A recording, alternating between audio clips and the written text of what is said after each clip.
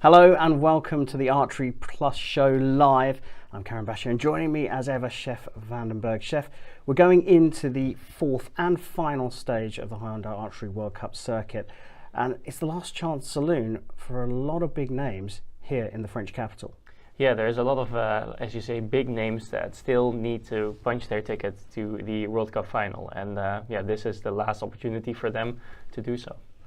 Yeah, you talk about that, so let's look at where we are right now. 11 different stage winners have already booked their place at the Hyundai Archery World Cup final by winning the previous three stages in Antalya, Medellin and Shanghai. But still no wins for the defending champions from 2022. Will they be able to book their place at this last hurdle in Paris?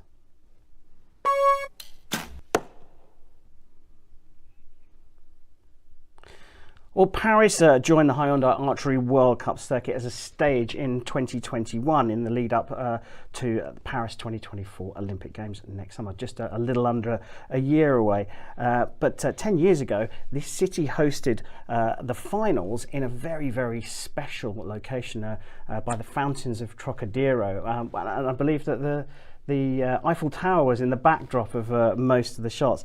That year in 2013, it was a legend of the sport, the one and only Oh Jin-hyuk from Korea, who took that title. He was a runner-up on the second leg of the stage this year, but the rest of the men's Korean team haven't done so well. So I suppose the question, Chef, is are the Koreans getting worse, or is everyone else getting better? I wouldn't say they were necessarily getting worse. I just think they're not improving as much as the rest of the world is. And well, at this stage in sport, if you're not improving, you're getting worse because you need to keep improving. And we see it in the whole season really, where a lot of really high set scores and a lot of really high matches are being shot by people outside of Korea. So look at Marcus D'Almeida, and we've seen Mete Gazos, the likes of Steve Weiler. We've seen a lot of people shoot really high set scores consistently as well. And that's something that in previous years hasn't been so apparent. Yeah, and I know we've had a little debate about it, and we're both a bit umming and ahhing about it because the Koreans, the Chinese Taipei, and the Chinese athletes just took that little bit longer to come back from you-know-what to the international stage. But of course, Korea did so well at the Olympic Games. So I think you're right, there is that element of the others sort of stepping up. We are, of course, in Paris ahead of the Olympic Games, but it's the first time that a Hyundai Archery World Cup stage has been used as the official test event for the Olympic Games, and this venue at the Hôpital des Invalides, just on the banks of the Seine, opposite the Grand Palais. Fantastic location. Recurve Sunday is exactly 340 days before the archery begins in Paris, so the conditions are going to be pretty similar in a year's time. How important is it to get that experience? It's not quite an Olympic feel, but it's a World Cup stage. There's going to be a crowd there, and there's going to be a lot of excited athletes and coaches. Yeah, I have I've been twice to the Olympic Games and to the test events, and I found the test events to be really helpful in kind of acclimatizing to the venue and acclimatizing to the city and what it's like to shoot there. So I found them helpful. I've never tried without a test event, and this is without a test event for most people. For some people, this is going to feel maybe like a little bit of a general repetition to the Olympics. But then again, a lot of World Cup points are at stake, and a ticket to the World Cup final potentially for a lot of archers. And it's only very few athletes that are actually going to get that experience. You've got to be in the gold medal match for the team events, the podium matches for the mixed team events, and of course you've got to be in the final four if you're a recurver to get that real life experience. It's as close as you can get to the Olympic Games, right? Yeah, it's a real life simulation of what it would be like to shoot the Olympic Games there, because you are going to shoot a head-to-head match in alternate shooting at the venue that you're going to shoot at the Olympics. So it's as close as you can get without having an actual test event. This is a yes or no. those few athletes that get the chance to compete on this range, by the banks of the Seine, in this amazing location, which is dressed pretty similarly to how it's going to look in Paris, does it give them an advantage? Yes, but only because you give me a yes or no question. There is nuance there. Yeah, of course there is. Well, it's time to have a look at this fantastic location.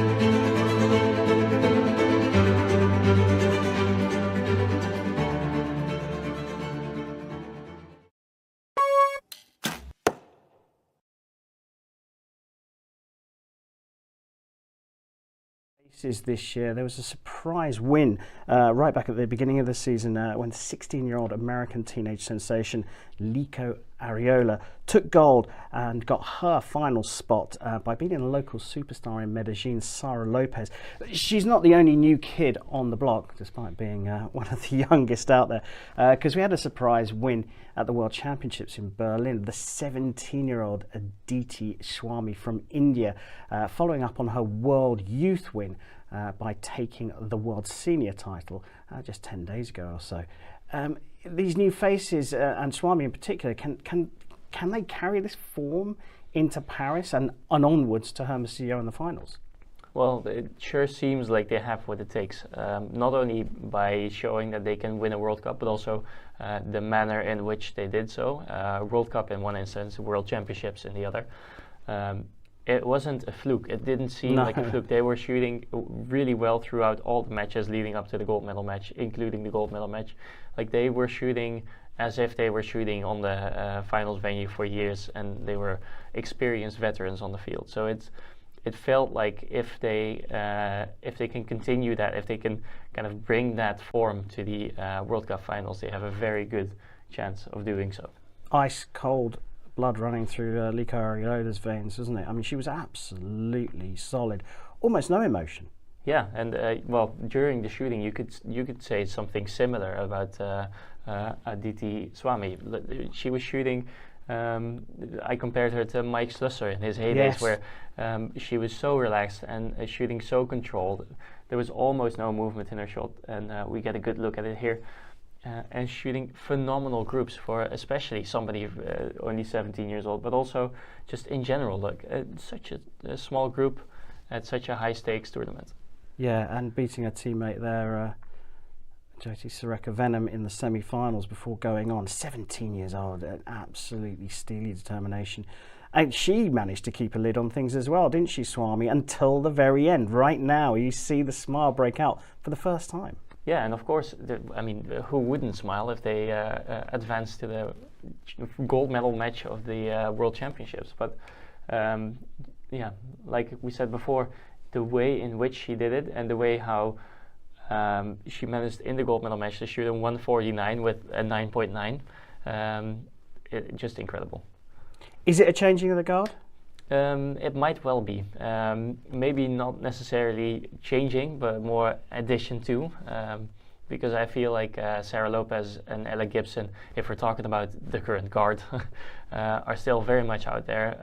They've shown themselves, or they show that they're still out there by being in the top four, the final four, this tournament. So they show that they're still there. But I think slowly but surely we're going to see more and more archers get to the level of Sara Lopez and Ella Gibson, and see if they can stir up things a bit on the top there. Yeah, it certainly has been a season of new faces, and the old guard are looking over their shoulder.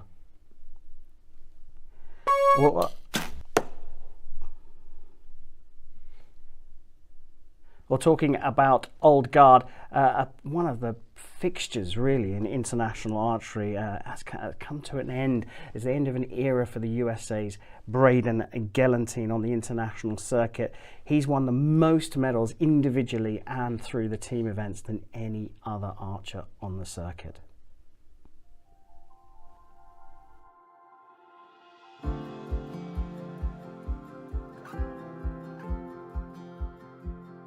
Yeah, I started off really strong in my first match, started off really strong in my second match, and obviously those thoughts of we're taking it all the way came in.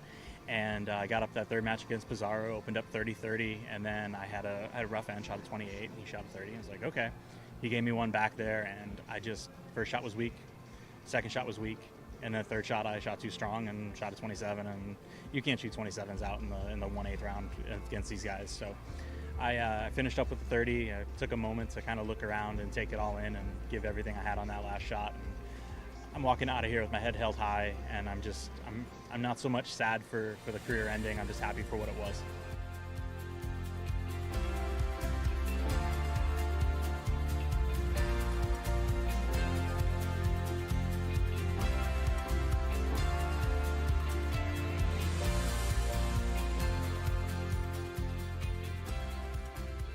As soon as I go out, we kind of have a deal back home. You have 15 minutes to be as big of a grump as you want, but then after that, you have to support the other person. And for me, it was a little bit easier here because it was nothing but purely good emotions, and I was able to go over and cheer her on to winning in the quarters. And yeah, Saturday will be fun. We'll go out and see what she can do.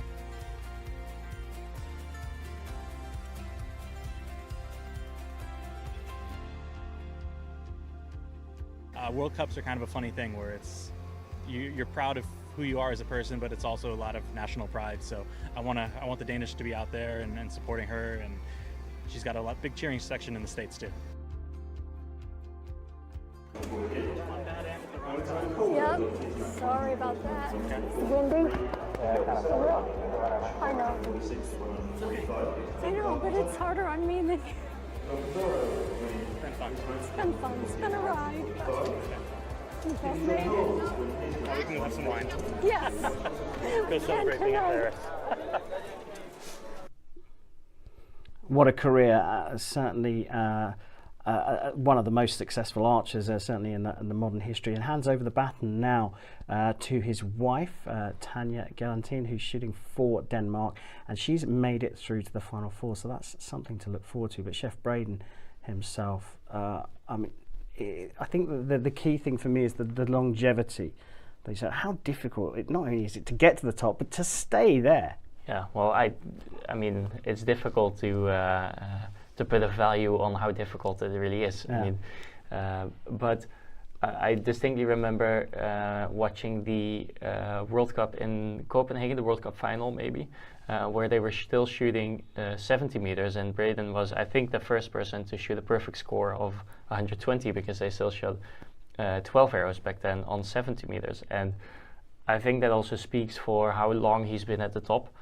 He's been to numerous format changes even, so not even like rule changes, but like they went from 70 meters, they even tried a bit of hit and miss format where they just had a yellow dot that they needed to hit in the finals. Like he was always one of the top archers, and maybe the best, if not one of the best, if not the best shooter when it came to matches in the compound division.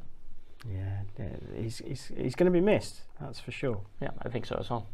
Yeah, he's going to leave a big hole to fill, that is for sure, at the end of Braden Gellenthien on the international circuit. Happened here in Paris.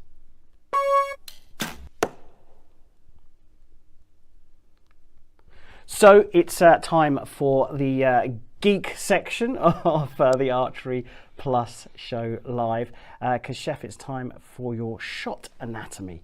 Who have you chosen this week? Today we're going to look at Casey Kaufhold. I picked her because she has a bit of a different technique to what people see as a textbook.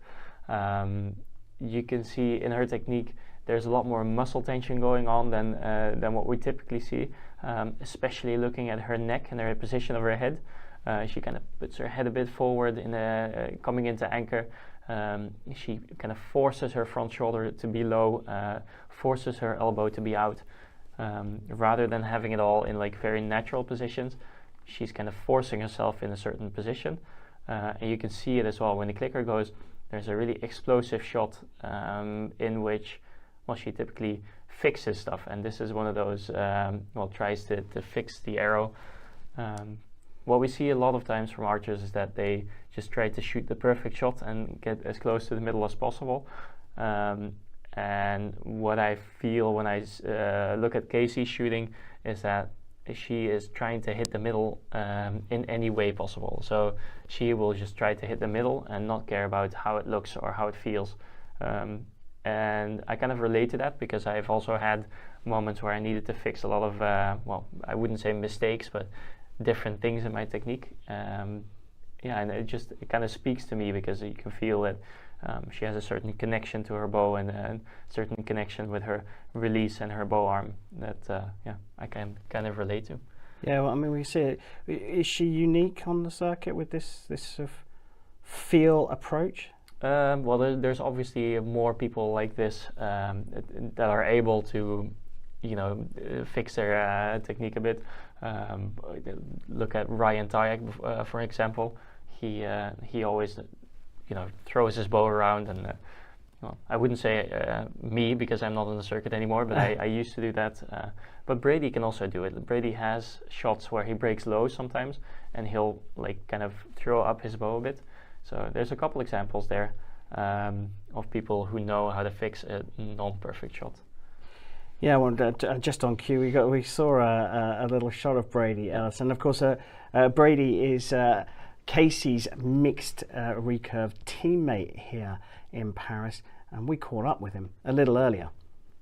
A lot of your team, after the World Championships, they stayed in Europe. So they went from Germany, they stayed in Europe, and then they came here to Paris. Obviously, you went home to see your son and your wife. And of course, congratulations, you're expecting a baby number 2. Do you want to tell us about that? Yeah, baby number 2, expected to come around July 21st. Great timing on our part for the indoor season. So you may not see me indoors this year. But yeah, baby number 2 on the way. We're going to have another little boy. And so have 2 little terrors running around, and it's going to be quite awesome. Well, so you've got 2 sons coming. Are you going to try and have a third so you can make a team? Or are you going to try and shoot with them? I think the plan is the 2 kids. And then by 2040, both the boys will be old enough to compete at the Olympics, and then I'll get my walker out, and then we'll try to make an Olympic team together. Because I think that would be pretty cool, father and 2 sons on a 3-man archery team, but who knows. Talking about the Olympics, you've done quite a few now, and you've dedicated yourself to the next 2. Is that correct? Yep, made 4 teams so far, committed to training for Paris next year and LA 2028. Full-time, 100% what I'm doing now. As long as I can make the teams, I will try out for every team. I will shoot every event until LA 2028. After LA 2028, I don't think it's going to be like retirement, but at that point in time, we'll see what companies want to do, where I'm at, how I'm holding up, and because that would put me at 6. There's a few people that have gone to 6 games. So there's been 4 people that have gone to 6 Olympics. Yep, so I would have to go to 7. That's reasonable, I think. To get the record? Yeah. 7 Olympics? Yeah, so, that's putting me at 2032. And then it's only 2 more before my kids are old enough, so really, it's not like that's that big of a jump. Congratulations for being, so consistent this year, having a really great year. You've obviously got Paris, the finals coming up. Good luck. Hopefully we see you in Mexico. Hopefully, yeah. We'll hope for a good day tomorrow and make another final. That's the goal.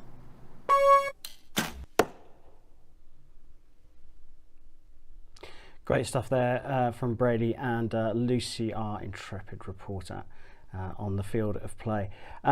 Look, the recurve competition pre-qualifying has only just come to its conclusion, and we can now confirm who the final fours are. Going to go a bit of a funny way around this week because it is the last qualifier for Hermosillo. So we'll just look at the final four very quickly first, and then we'll talk about the qualification scenario.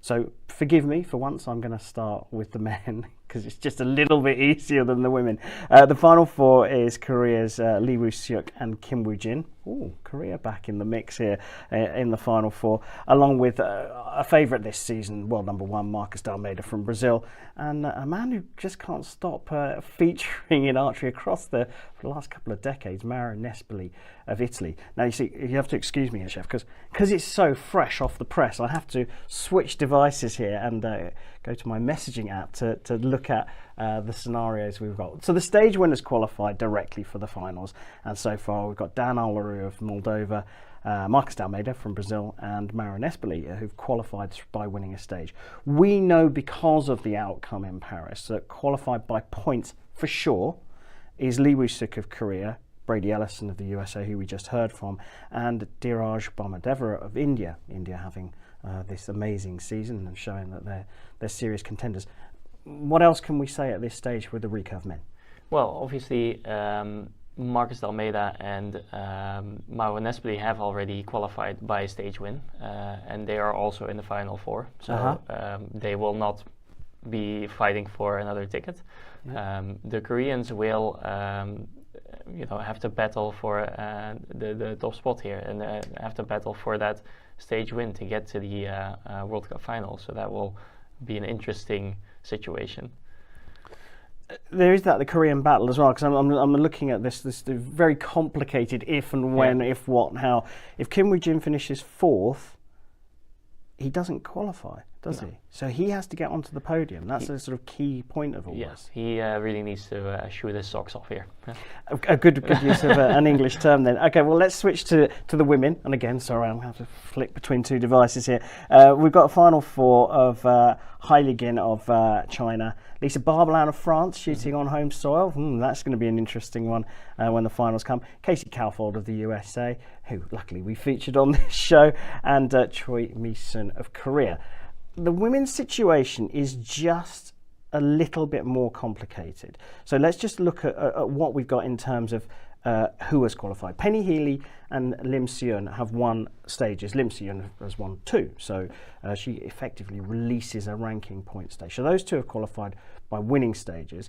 And Peng Chia Mao and An Ki Zhan, Chinese Taipei and Chinese athletes, have qualified through ranking. So we've only got 4 spots plus the host nation place filled. So there are 3 places up for grabs. Very complicated. Have you got a short way of explaining what we should be looking out for? This one is very difficult to explain, especially in a short way. But, obviously, No, I lost it. Let's start with the winners. Yeah. The 4 of them in that final 4 here in Paris must all be targeting the win. Yeah, well, the win is pretty much the only way they're certain of going to the World Cup final at this point. So that's got to be what they're thinking about. And then you've got this Korea conundrum, haven't you? Yeah, so we've got one Korean that has already qualified by not 1 but 2 stage wins. So yeah, she is for sure going to go to the World Cup final if it comes to the points and the stage wins. And then the other 2 kind of have to battle it out, because if Kang Chae-yong wins or gets more points in the end ranking than either Choi Mi-sun or An San, Kang Chae-yong will go. Yeah. And An San's not even in the mix, really. No, exactly. It's a completely ludicrous situation, really, when you think about the first ever triple Olympic champion is not in the top 4 of her, well, is in the top 4. She's 4th in her own country, and he's not going to go to Hermosillo. And then on top of that, and I completely understand how you, as you put it, lost it, because I'm just trying to rack my brains through our discussions earlier on, and there is still opportunity through ranking. So people not in the top 4, not in the final 4 here in Paris, have a vested interest in the outcome of the results, because if it goes their way, they could qualify through ranking. Yeah, especially looking at Michelle Kroppen's situation. She is very close to the top 8 or top 7, I should maybe say, excluding the host nation spot. So there is a situation as well where Michelle Kroppen is still in the mix. If I believe if Casey Kaufhold gets 4th and Choi Mi-sun wins the whole thing, something like that. So it's a very difficult situation. Difficult as in intriguing. Yes. there's a lot of stuff that can happen, and it's for me in this short time frame it was too much to to learn. swallow, To learn from the top. It's literally only just finished, so it's quite understandable. So look, we're running out of time. So let's go back to our predictions. So final four, just for the recurve. Let's stick with the women. Hailey Gunn, Lisa Barberland, Casey Kaufhold, Choi Mi-sun. I just want to name this week, Chef. Who's going to win it? Lisa Barberland. Home country. That would be amazing, wouldn't it? And on the men's side, the Koreans Lee Woo-suk and Kim Woo-jin, world number 1 Marcus D'Almeida from Brazil, and Marion Espeley. Just a name. Marcus D'Almeida. Excellent. First time. I'm wondering whether the Koreans might have a little dabble. So that is the final fours for the recurve. For the compound, we'll go on to the compound. We're going to go for your picks, and then I'll try and get through that lengthy message about compound qualification. Again, as we're short of time, let's just go for your predictions. Jyoti Sureka-Venom from India, Ella Gibson from Great Britain, Tanya Gellenthien from Denmark, and Sara Lopez from Colombia in the final four for the women.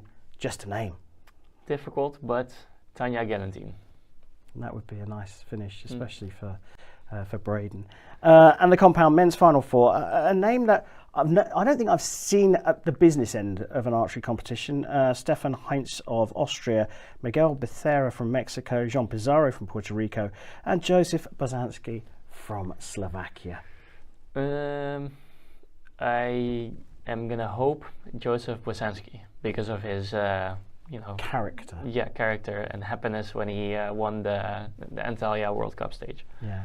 And what I can tell you about the compound in terms of qualification for Hermosillo, your countryman, Mr. Perfect, Matthias Fullerton, Mike Schlosser, I should say, Matthias Fullerton from Denmark, James Lutz from the USA, are now locks for qualifying via points.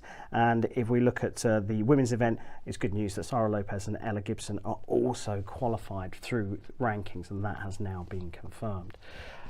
So that is the situation here in Paris with the final fours, and you've had Chef's predictions as well. But as we have a look forward to the Olympic Games and a sneak peek at the archery there, we wanted to give a nod to the host nation and their national sport. Here's Lucy O'Sullivan playing a bit of pétanque. We're here in Paris, France, and I'm going to get taught the classic French game of pétanque. Let's go learn. Hello, Team France! What is this game? It's called pétanque. It is amazing. So what do we do? You have to get the closest to the little wooden ball. And what do you call that? Le cochonnet. Le cochonnet. And that in English is the little pig? Yeah. The little pig. So we need to try and hit the little pig. Yeah, you have to be the closest to the, like archery, the closest to the... The closest to the center. Yeah. I love it. So we have these balls. Yep. And we want to get closest to the petit cochonnet. Le cochonnet. Okay. So first you throw the cochonnet. Okay. Okay. Not too far, not too close. Too much? I'll be good for the beginning. Okay, and then you show me. So do we roll? You can roll it, okay, or you can throw it in the air, but okay, the best is to roll it. Okay, you go first. Bend a little, throw the ball. Oh, that was quite good. Okay, no pressure. This way? Yeah. Okay. Perfect. Yes! Merci, merci. You're the closest, you're the winner. Congrats. Thank you so much.